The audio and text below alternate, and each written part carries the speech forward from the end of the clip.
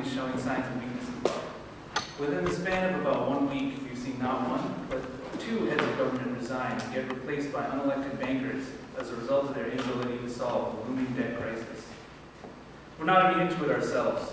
We drag Bernanke up in front of Congress every few months, where more and more often it seems that all he can do is shuffle his feet and mumble something about keeping interest rates low, about how the normal tools in the Federal Reserve's arsenal have been exhausted. Meanwhile, the financial system remains in turmoil. We just witnessed the first American casualty of the European debt crisis in MF Global, which was one of the largest bankruptcies in history. And there are still trillions and trillions more dollars of bad debt and toxic assets swirling around in the financial markets. In our government, too, we see a strange sort of political paralysis when it comes to trying to solve a problem. We just averted a manufactured debt crisis with a manufactured solution, namely to create a super committee tasked with generating at least $1.5 trillion in deficit reduction over the next 10 years without being bothered by pesky details like transparency and legislative process. Although I'm shocked to read that the super committee has apparently failed to come to an agreement, we had really expected a solution that didn't raid the programs and services that improve most of our lives in order to protect the profits and bonuses of the 1%. Meanwhile, Bank of America just moved $75 trillion worth of derivatives. Keep in mind that the total world output is only $63 trillion. They just moved $75 trillion worth of derivatives from its holding corporation, which owns the investment bank Merrill Lynch, into its retail bank division, where the FDIC-insured deposits of people like you and I can be used as collateral against casino bets on things like the price of oil in 30 years, the average temperature in Los Angeles in December, or whether certain European countries happen to default in the next year.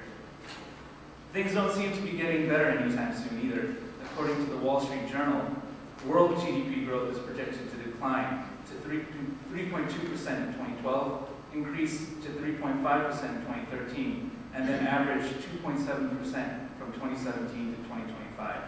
It's never expected to return to the 3.6% average from 1996 to 2005. Now, it seems like small numbers, but it amounts to hundreds and hundreds of billions of dollars over the years. We've tried bailouts, we've tried austerity. And here we are, not 4 years from the last crisis, on the verge of what seems like another economic disaster. And the next slide. Short? For the masses of working people, of course, the disaster never truly ended. Unemployment has remained sky high, especially for new graduates burdened with low salaries and crippling debt. The foreclosure business has boomed, and paychecks are being eaten up faster and faster by necessities like food, gas, education, and housing. Next slide, please. So, as of now, 22% of the average household income is spent on food and gas. They also realize that the political class has no solution for them, and from all corners of the globe, from Tahrir Square in Cairo to Zhengzhou, China, to Zuccotti Park in Manhattan, and to our very own Hartford, Connecticut, people are staring, gathering together to declare that things cannot go on like this, that the ruinous status quo will no longer be tolerated. The anger is there, but the question remains, what is to be done? Many of the proposed solutions that I've heard, mostly offered in the media and sometimes from occupiers themselves, involve the re-regulation of presently deregulated industries, finance in particular, through things like reinstating the Glass-Steagall Act, which was designed to prevent the consolidation of retail banks and investment banks, to prevent the formation of bank holding company monstrosities like Bank of America, as I mentioned earlier. Or there are other legislative and policy actions, such as ending corporate personhood, raising taxes on the rich, or greater stimulus spending. There are also calls to prosecute members of the financial industry involved in shady business practices like insider trading, mortgage robo-signing, and taking on excessive leverage, and so forth.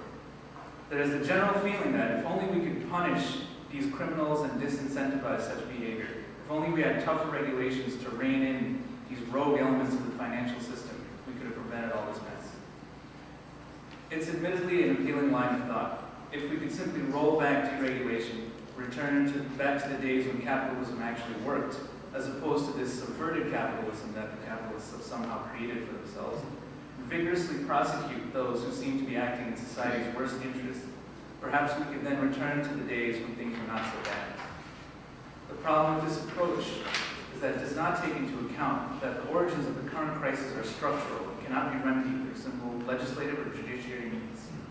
The analysis that follows here draws from the work done by Professor Richard Wolff from the University of Massachusetts and Professor Andrew Klein from Pace University.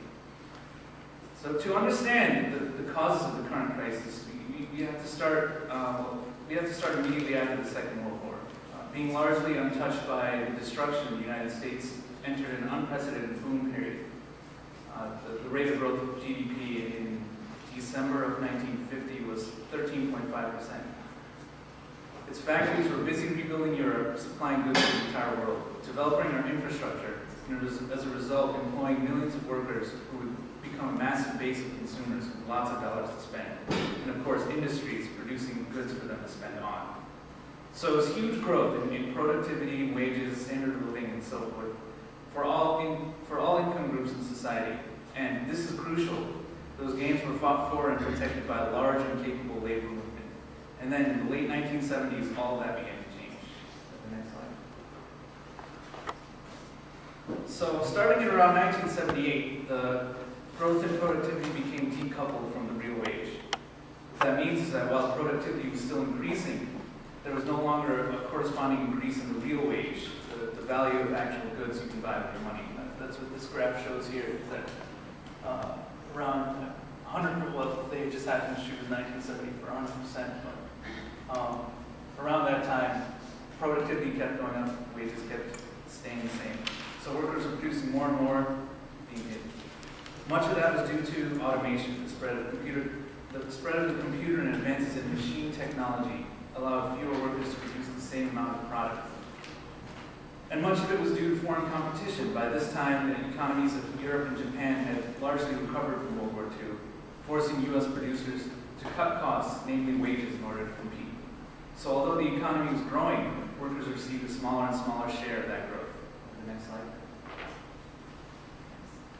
So you can see here, I can't hear you. No. Here we have the left, you have to be careful here, the left axis is a very small range, but it shows you the trend in share of GDP as time goes on. So as a result of this, Americans were being worked harder. Americans work the longest hours and get the least vacation time in the entire developed world. Many households had to add a second income just to maintain their